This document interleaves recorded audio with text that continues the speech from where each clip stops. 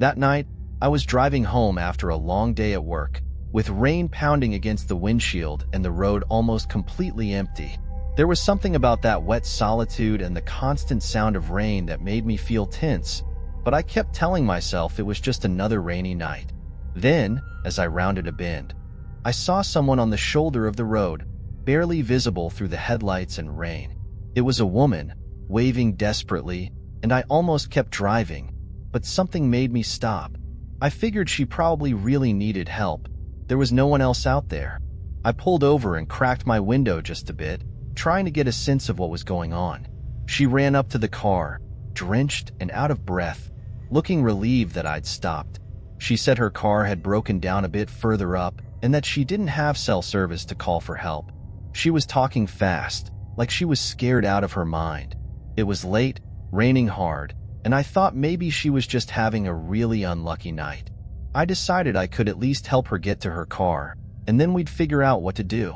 So, I grabbed my umbrella, turned on my phone's flashlight, and we started walking down the empty road to where she said her car was. As we walked, I started to notice how quiet the road was. The rain drowned out other sounds, but there wasn't even a faint noise of distant cars or anything, and the streetlights were spotty, leaving patches of complete darkness. She walked ahead of me, and while we tried to share the umbrella, she kept explaining what happened. How her car suddenly stopped working. But as she talked, I realized she didn't seem too sure about the details, like she couldn't remember exactly what went wrong. That unsettled me, but I chalked it up to her nerves. The more we walked, though, the more I felt something was off. Casually, I asked her exactly where her car was, and she pointed ahead, but it felt vague. My gut feeling that her story didn't add up kept growing, and something inside me told me this wasn't right. She avoided eye contact, seemed jittery, and it was really starting to get to me. So, I decided it'd be better to head back to my car and call for help from there. I didn't want to make it obvious I was suspicious, so I just stopped and said I thought we should head back. She hesitated, and right then, I felt a chill run down my spine, like I'd made the right choice to end that weird walk. As soon as I turned to head back, I noticed she stopped walking too. She stood there for a few seconds, just staring at me, like she didn't understand or didn't want me to go back. By this point, every instinct was screaming that something was seriously wrong, and all I wanted was to get to my car as fast as possible. I tried to stay calm and started walking, acting natural, but I could feel the hair on the back of my neck standing up. And then, I heard footsteps behind me. They weren't hers. She was still standing there, watching me. These footsteps were coming from somewhere in the dark, slow and heavy, like someone was trying to sneak up on me without being noticed. My heart was racing, and I picked up my pace, trying not to break into a full sprint. I had this terrible feeling that if I ran, it would only make things worse. Every time I took a step, those footsteps behind me seemed to match my pace, like whoever it was following my every move. I glanced back at the woman, and she was still standing there, but now she looked different. The initial panic was gone, replaced by this blank, almost cold expression, like she knew exactly what was going on. That look sent a chill through me that I can't explain. I was sweating, and the rain, which had just been annoying before, was the least of my worries now. The footsteps kept getting closer, and I knew I couldn't just stop and confront whoever was there. It felt like something on that road wanted to keep me there, pulling me further away from my car and any sense of safety. I tried to walk faster without looking like I was outright fleeing, but I could feel the panic rising inside me, like I was stuck in one of those nightmares where you try to run, but your legs won't move fast enough. Turning around felt like a terrible idea. I was scared of what I'd see, or worse, that there'd be nothing there, and those footsteps would still be right behind me. Finally, I got the courage to glance over my shoulder, and I almost slipped out of pure shock. In the middle of the rain and dim light, I could make out a tall shadow, vaguely human, but with this strange, calculated way of moving, almost animal-like. I froze for a second, unable to process what I was seeing, before I forced myself to keep moving, this time almost jogging. That thing kept following me, And the worst part was that the woman, who should have been behind me, was also moving toward me, cutting off any way for me to escape. I was trapped, with no idea what to do except stay calm and not draw any more attention to myself. I was only a few feet from my car, but it felt like it was miles away. Each step felt like a struggle not to break into a full sprint, because I just knew that if I did, they'd come after me. The woman kept walking toward me, and the dark figure was closing in from the other side, with those dragging footsteps echoing in the rain-soaked silence. I thought about screaming for help, but it seemed pointless. We were in the middle of nowhere, and there was no one around. When I finally reached my car door, my hands were shaking so badly I could barely grip the keys. With a desperate effort, I managed to unlock the car and threw myself inside, locking the doors as fast as I could. The woman was close enough now that I could see her face through the window, just staring at me with this blank expression that felt inhuman. She didn't knock, didn't say anything.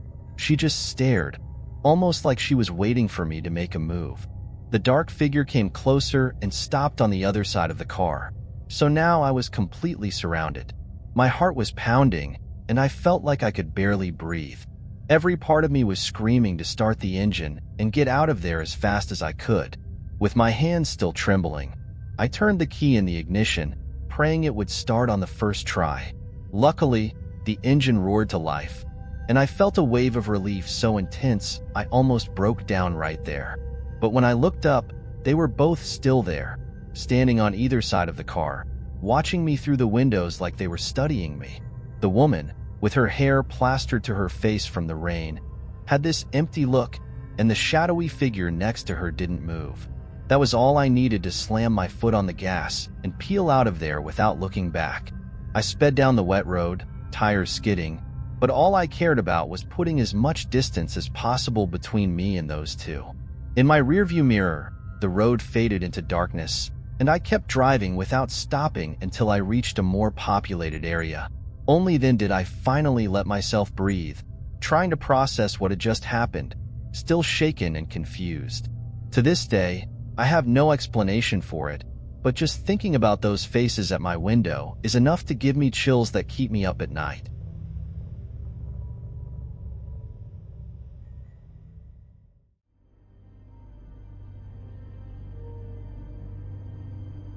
You know when you just get that feeling that something's not right? That's what I felt driving home that night on this almost deserted country road. The route was one of those stretches where you hardly see anything beyond what your headlights catch. Every now and then, a twisted tree would pop up on the roadside, and the only thing keeping me awake was the sound of the tires on the asphalt. Then, out of nowhere, just as I was crossing this small bridge, I heard a scream for help. It was the kind of scream that chills you to the bone. At first, I thought it might have been in my head, but then the sound came again, and it was clear. It was coming from somewhere beneath the bridge. I could have just hit the gas and kept driving, but something made me curious. So, I stopped the car and turned off the engine to listen better. The silence was almost complete. All I could hear was the water flowing below. I waited for a bit, and then I heard it again. A faint, shaky scream, like the person was hurt or running out of strength. I grabbed my phone, turned on the flashlight, and started shining it around, trying to figure out where the sound was coming from. Even in the pitch black, I could swear I saw a shadow moving down under the bridge. Something didn't feel right about it, but I was already out of the car, and my curiosity got the best of me. I kept moving slowly toward the edge of the bridge, trying to get a better view with the phone's light. The flashlight wasn't great, but I could see the road edges and part of the bridge structure. Every now and then, I'd call out, asking if anyone needed help, but the answer was just dead silence. I was almost ready to give up when I heard the scream again, quieter this time, like the person was barely hanging on. It sounded genuine, like they really needed help, and something inside me felt like I had to do something. As I started down the embankment, my flashlight began to shake in my hand. My feet slipped on the wet dirt, and the silence made everything feel 10 times creepier. And then, just like that, the sound stopped completely. I mean, it didn't fade away, it just stopped. As if someone hit a mute button, I stood there, holding my phone up, trying to see anything. But there was nothing, just stillness. The silence at that moment felt unnatural. It was like someone or something was watching me, even though I couldn't see a soul around. For a moment, I just froze there, staring into the darkness and feeling this weird tension in the air. There was no sign of life anymore. Not even the usual sound of the water felt the same. I started wondering if that scream had been real or if I'd imagined it all. And then, out of nowhere, this cold chill ran down my spine, like some instinct was telling me I shouldn't be there. Something made me glance back, and that's when I realized I was way further from my car than I thought. That sense of safety the car usually gave me was completely gone. I decided it was time to head back, so I started climbing up the embankment toward the road. Every step felt heavier, like something was holding me back. When I finally reached the top and saw the car again, I felt instant relief, but I couldn't stop looking over my shoulder. There was this strange feeling that something was about to happen, but I didn't know what. I jumped back in the car, started the engine as fast as I could, and backed out, speeding away without looking back. On the drive home, I couldn't stop thinking about what had just happened. I kept trying to rationalize it. Maybe it was just someone hiding out there, scared of something or someone. But no matter how hard I tried, I couldn't shake that image of the sudden silence and the darkness below the bridge. The road home felt even more deserted, and my mind kept replaying the scene over and over, like it was searching for something I missed. When I finally got home, it was late, but I couldn't sleep. I kept wondering if I should have done more, or if leaving was the right call. The next day, while talking with a few people who knew the area, one of them mentioned that 2 other cars had stopped on that same bridge in the past few days. And even worse, the people in those cars had been robbed. Apparently, they'd stopped to help after hearing the same cries for help, just like I did. The only difference was, maybe out of pure luck or instinct, I hadn't gone all the way down into the dark. Ever since that night, every time I drive through that part of the road, I get chills. It's like there's something wrong with that bridge, something that just draws people in, especially at night.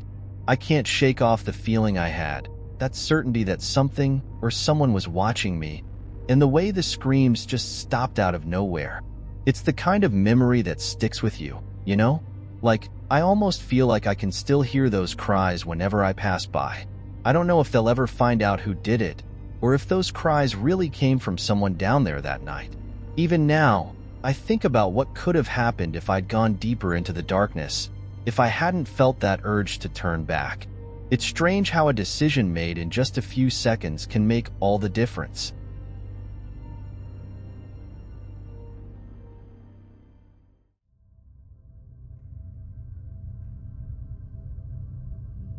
I never thought I'd experience something like this. My friend and I were driving back after a laid-back weekend.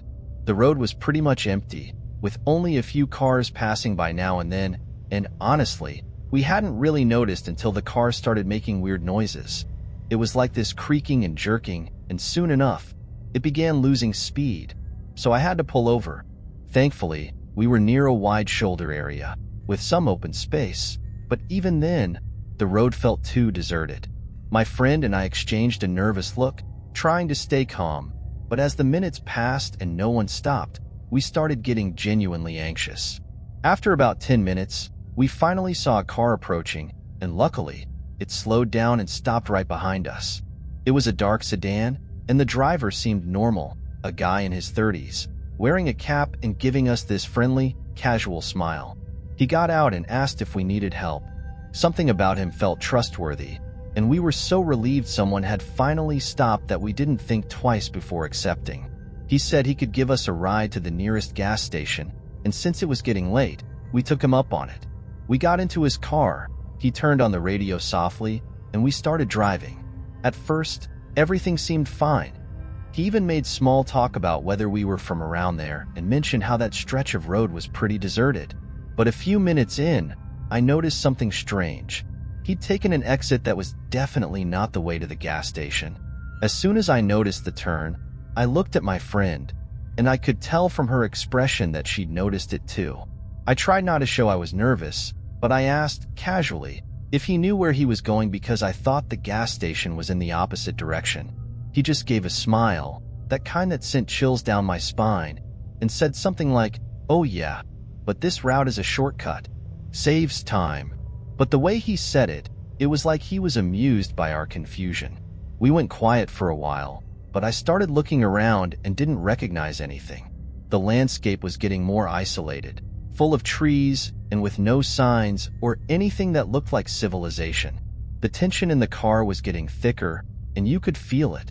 My friend finally worked up the courage and, in a kind of firm tone, asked him to stop the car. She said something like, "Hey, I think we'll just get off here." But he kept driving as if he hadn't even heard her.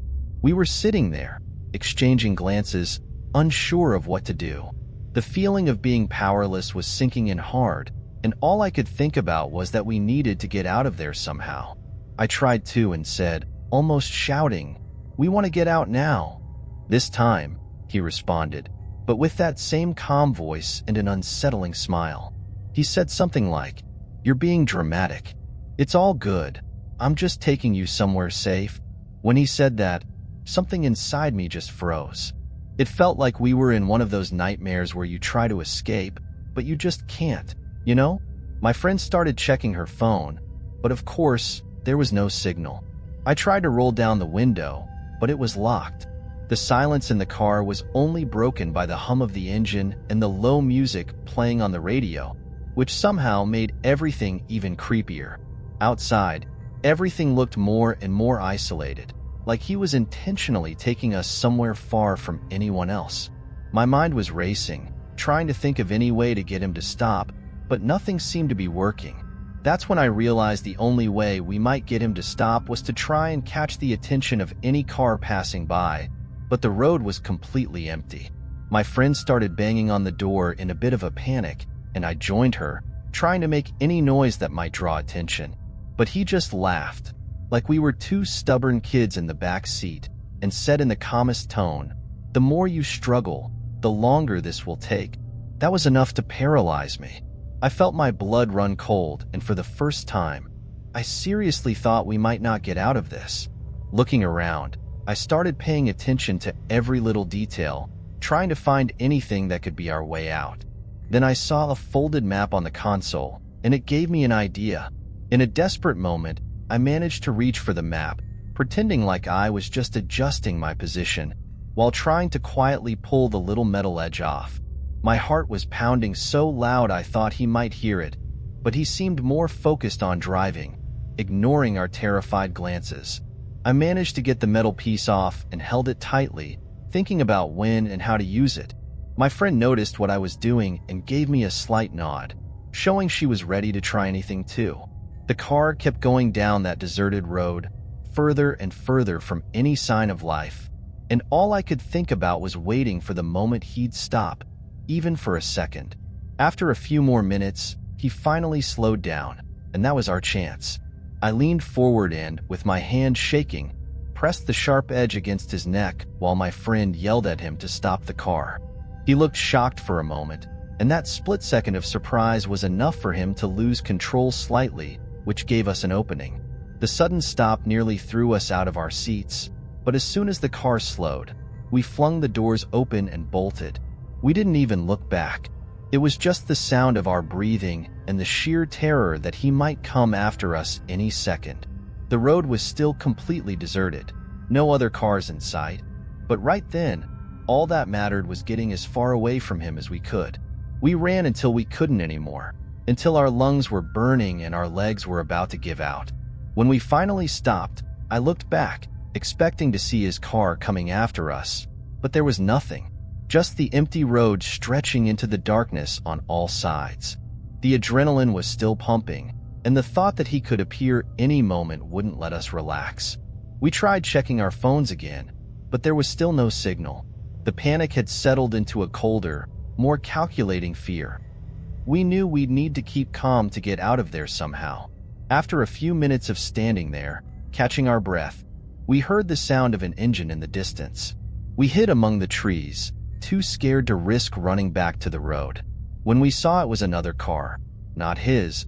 We finally felt some relief and ran out to wave it down, praying the driver would stop. Luckily, they did. It was an older woman who looked a bit tired but kind, and we told her everything that happened, still out of breath. She let us in her car and took us to the nearest gas station, where we finally managed to get some help. At the station, sitting there trying to process it all, we looked at each other, still in shock. The attendants called the police, and they came to take our statements, but it was hard to explain exactly what had happened.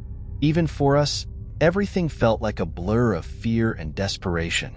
We kept describing the guy, the car, and even the strange route he took, but deep down, we knew they might never find him. That stretch of road was full of turnoffs and paths that led nowhere, and the thought that he could be doing this to someone else was terrifying. Every detail from that night feels unreal, but the fear was very real. Even now, I can't drive down that part of the road without remembering that unsettling smile. It ended as suddenly as it began, but the fear stuck with me, like a shadow, always there to remind me of what happened on that empty road.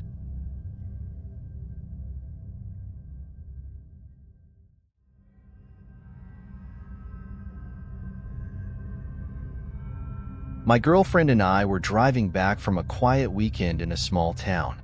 You know, one of those trips to escape the routine. We took a dirt road to cut the drive short, and everything seemed normal. It was late, but there was still some daylight left, giving the place a bit of an empty, eerie vibe, but nothing too serious. Then, out of nowhere, I felt a strange bump from the car, like maybe a tire had gone flat.